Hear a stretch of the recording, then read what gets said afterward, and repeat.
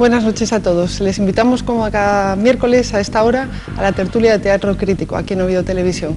Esta semana, como ya pasó la anterior, ha habido muchas noticias, así que vamos a saludar ya sin más demora a nuestros invitados para que nos dé tiempo a hablar de más temas. Hoy tenemos como invitados a Gustavo Bueno. ¿Qué tal? Muy buenas noches.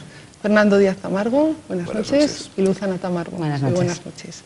Bueno, uno de los temas que quería que me comentarais un poco es el relativo a la polémica en torno a la reforma del Museo Arqueológico de Asturias.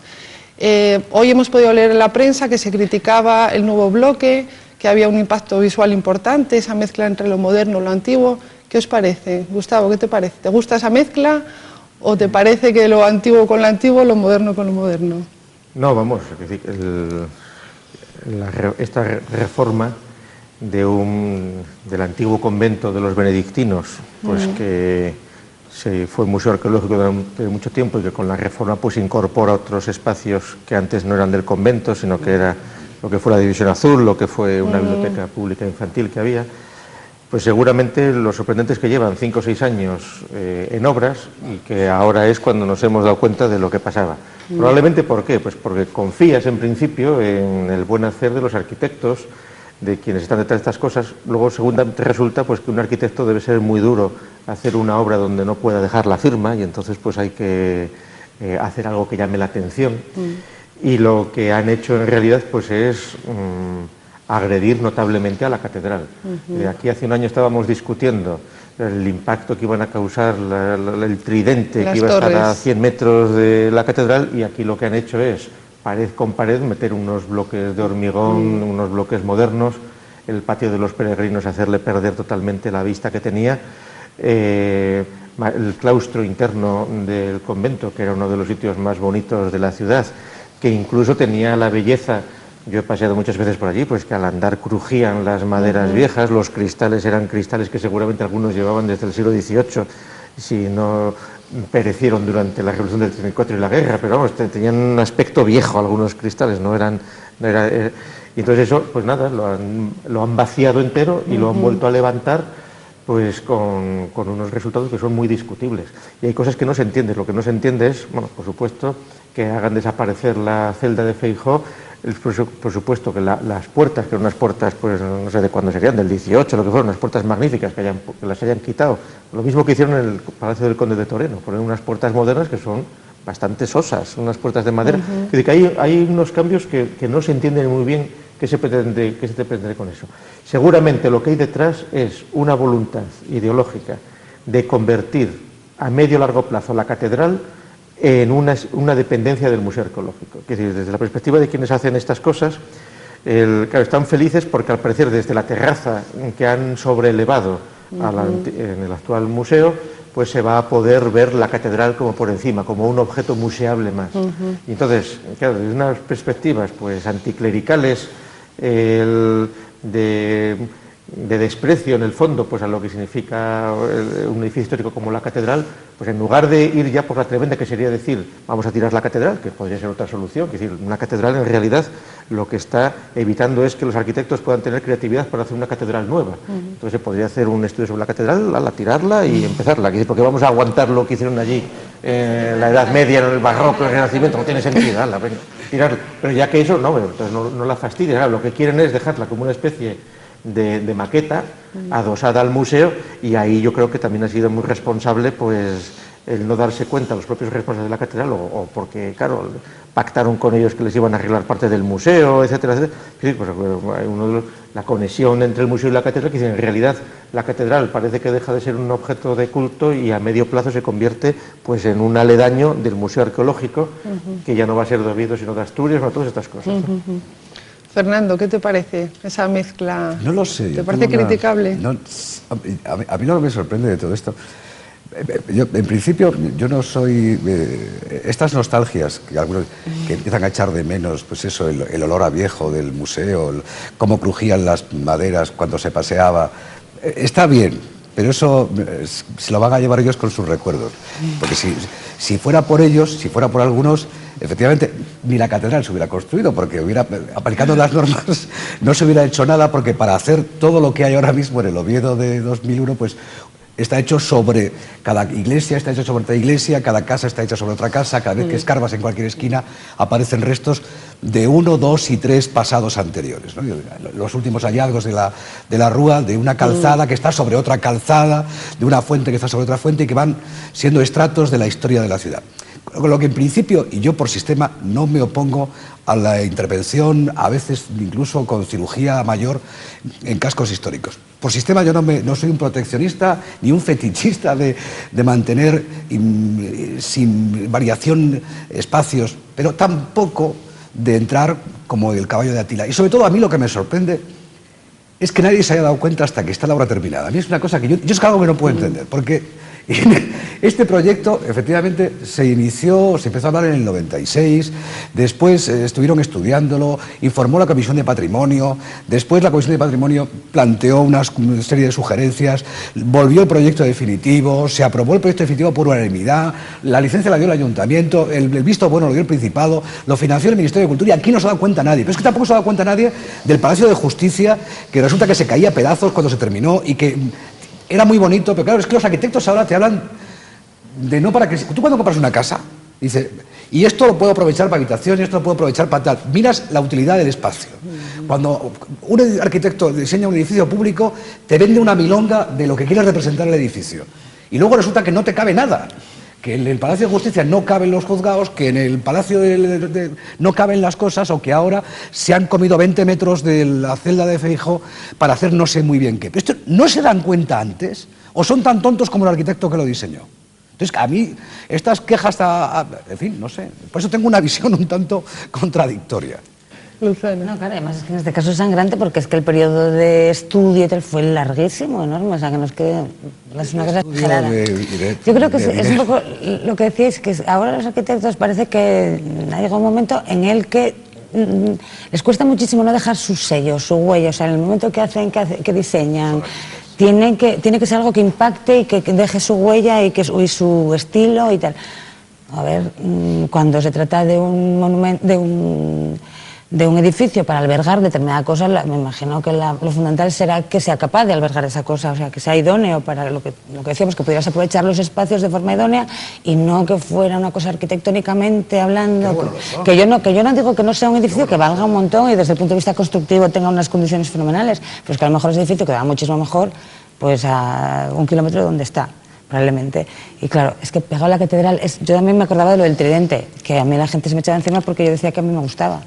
Porque vale, yo también considero como que hay un radio, casi diría intocable, bueno, intocable, o muy poco tocable, o con unas condiciones, pero bueno, tampoco el radio que sea enorme, porque yo estoy muy por edificios modernos y tal, vale, pero es que en este caso el radio es cero, o sea, está pegado, está muro con muro. Y me parece un poco excesivo. Insisto que no sería el mayor de los problemas. La propia catedral en sí misma, si te caminas por dentro de ella, una catedral se tardaba en hacer 200 o 300 años. Y la propia catedral son varias catedrales dentro. Y una parte es de un gótico, otra tiene otro estilo. Iban cambiando los artesanos, los arquitectos, los diseñadores, y una tiene unos motivos, otra... Aunque parezca que mantiene... Y lo bueno, lo que consigue...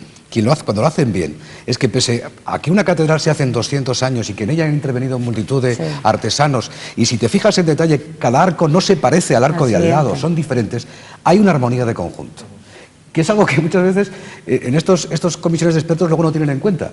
No es tanto la importancia de que sea muy moderno o no tan moderno, que sea diferente, como que mantenga la armonía de conjunto. A mí, quisiera verlo con más detalle, pero no he tenido la oportunidad de entrar todavía, lo que he visto no me gusta, pero bueno, mi opinión no vale demasiado.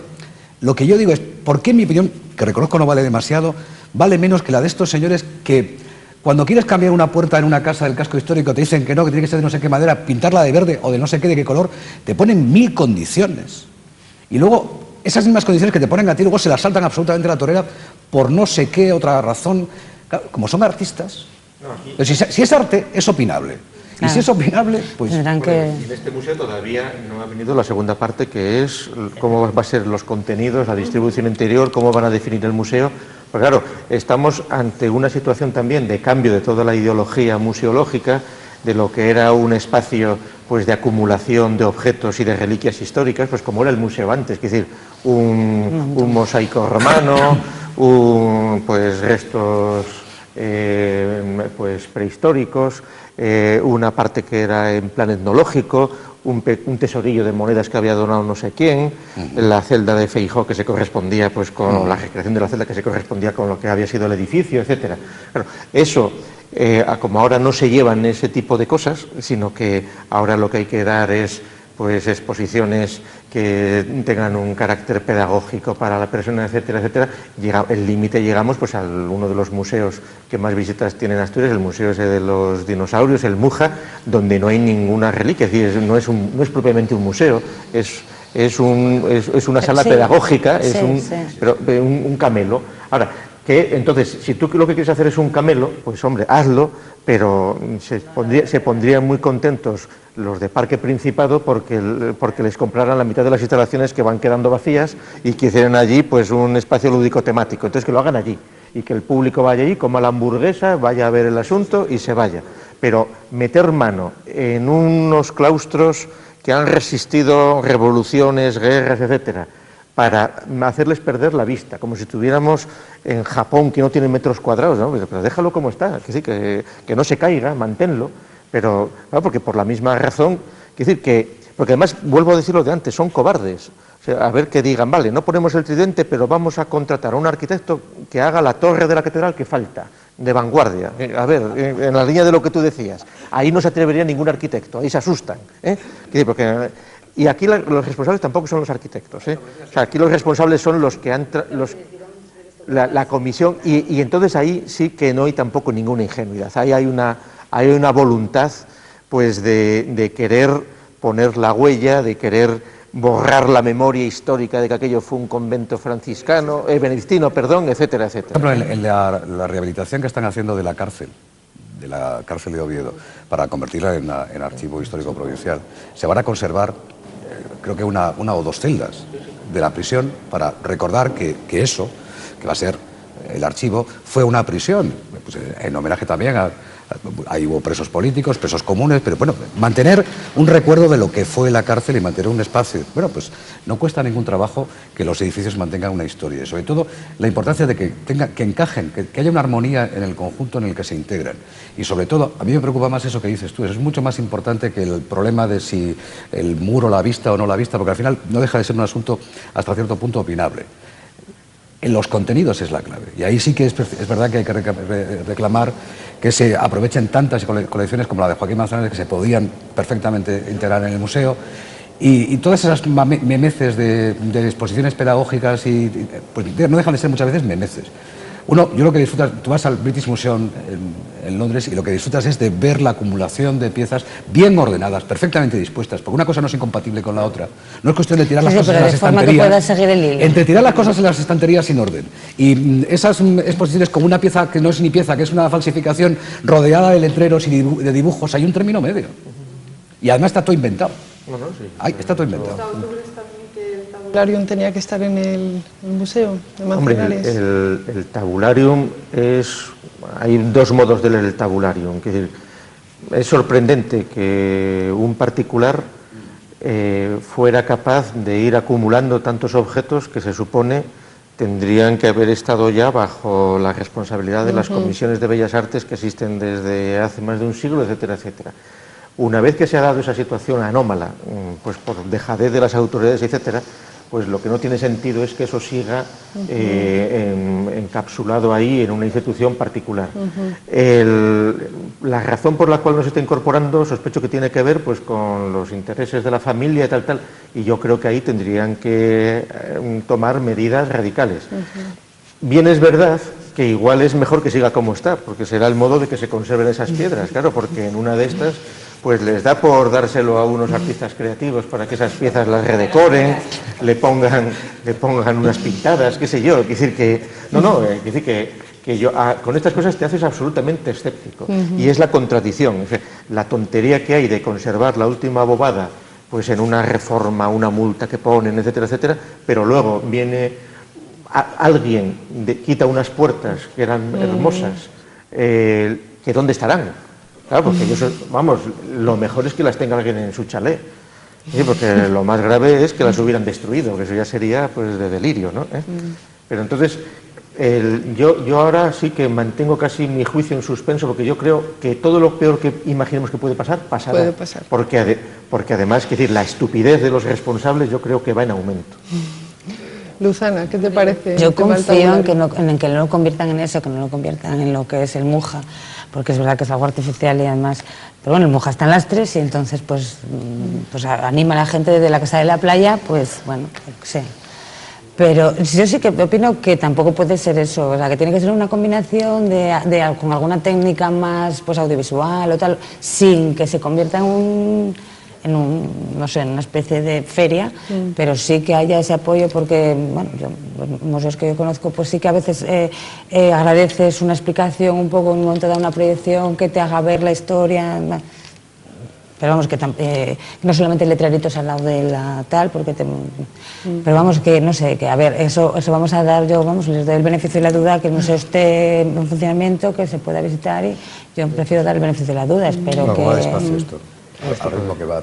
Hombre, con un poco en de el 2010, ¿no? Dicen que con un poco de lucidez igual se puede restaurar parte de lo que se ha hecho y se pueden tirar las paredes.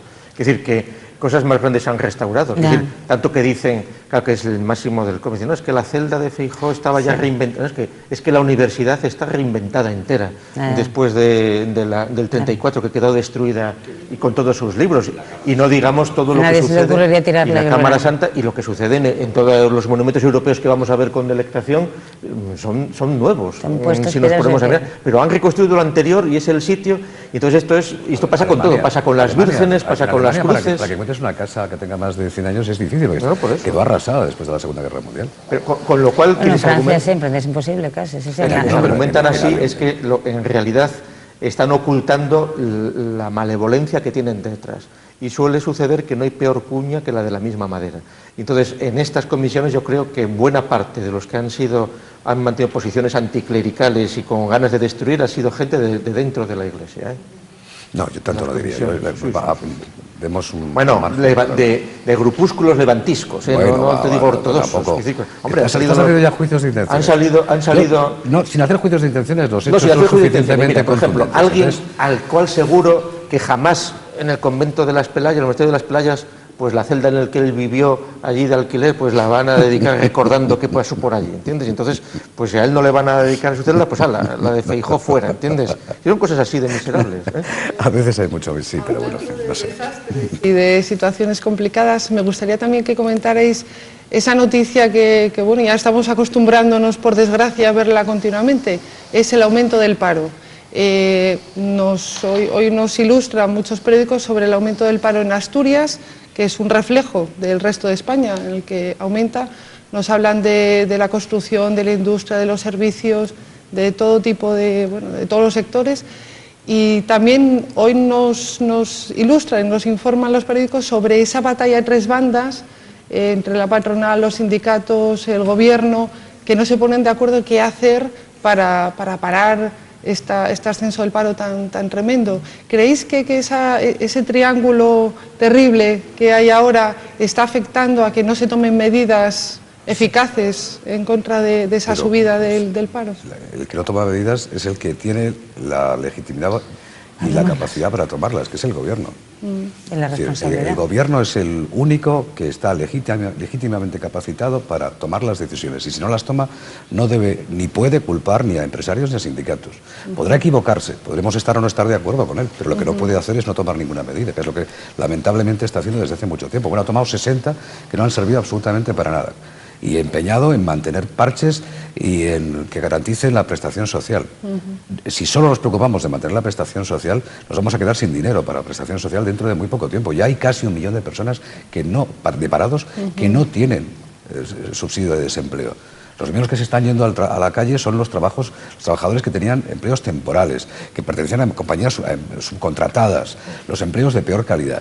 Y que tienen, no hay que olvidar que cuando se habla de defender de abatir el despido de un trabajador temporal es muy barato en este país. No son 45 días, son 8 días. Y el que los tiene, cuando no es un temporero que no tiene ni tan siquiera esos 8 días por año trabajado que tiene un trabajador temporal. Esos son los que están yendo a la calle ahora mismo. Son esos los puestos de trabajo que están perdiendo. Y esa gente no tiene dinero. Entonces, hay que hacer algo Yo no tengo recetas mágicas ni soy un economista, pero el gobierno lo que no puede es escudarse en que los sindicatos y los empresarios no se ponen de acuerdo. Bueno, ¿usted de parte de quién está o qué cree que es lo que se debe de hacer? Porque al que hemos votado todos los españoles es al gobierno. No hemos votado a los sindicatos ni hemos votado a los empresarios. Los empresarios, como yo, tienen que ajustarse a las reglas del juego que marcamos democráticamente entre todos. Y la responsabilidad, para bien y para mal, es del gobierno. Que haga algo. Luego lo discutiremos, diremos que está mal, que lo discuta en el Parlamento, que esté donde de discutirlo, que intente negociarlo con los empresarios y los sindicatos, pero si no hay acuerdo, el que tiene que tomar las decisiones es él. No puede echarle la culpa a otros.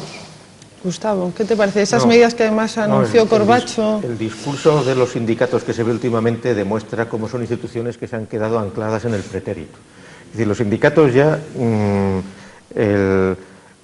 se han ido transformando, no ya solo en órganos pues, del Estado para mantener el equilibrio social. Después de la caída de la Unión Soviética, el discurso de los sindicatos socialdemócratas pues queda por detrás de lo que han ido haciendo los gobiernos de poner el estado de bienestar, etcétera, y las reclamaciones de ahora son totalmente utópicas y están fuera de la realidad. Es decir, no es que queremos que tienen una mentalidad infantil, como si el Estado protector fuera Dios Padre, que tiene unos recursos infinitos, como si el empresario fuera el malvado explotador. Bueno, si fuera verdaderamente el malvado explotador, el empresario estaría encantado de poder tener muchos trabajadores para seguir explotándolos, pero es que la situación no es así. Es decir, es que la situación de crisis generalizada y de cambio global del sistema económico en el que estamos determina que cuanto más vayan los sindicatos por esa vía, peor se va a salir del asunto. Lo único que van a conseguir a medida que se vayan haciendo reclamaciones, etcétera, es que vayan teniendo que cerrarse empresas enteras llevándolas a los otros sitios. Claro, sí. Ya se ha ido viendo, hay muchos ejemplos históricos en los últimos años, la transformación de muchas empresas en autónomos, en autopatronos, etcétera. Y entonces, es decir, que los sindicatos tal como están son reliquias, son más reliquia hoy que la Iglesia Católica, fíjate tú. Sí, a mí me parece increíble, hoy estaba leyendo en la prensa que decían, un portavoz creo que de los empresarios, que decía que no se acepten subidas superiores, salariales subidas superiores al 2%. Yo digo, pero ¿y qué sindicatos? O sea, que los sindicatos están reclamando por encima de eso. Digo, pero ¿qué responsabilidad tienen los sindicatos en este país? Digo, porque es que no solamente no deberían de exigir subidas del 2%, es que deberían de aceptar disminuciones del 1%. Porque si a todos los trabajadores nos preguntan oye, si yo te bajo tu salario el 5%, pero te aseguro que vas a continuar con tu puesto de trabajo durante los próximos 2 años, ¿aceptas o no?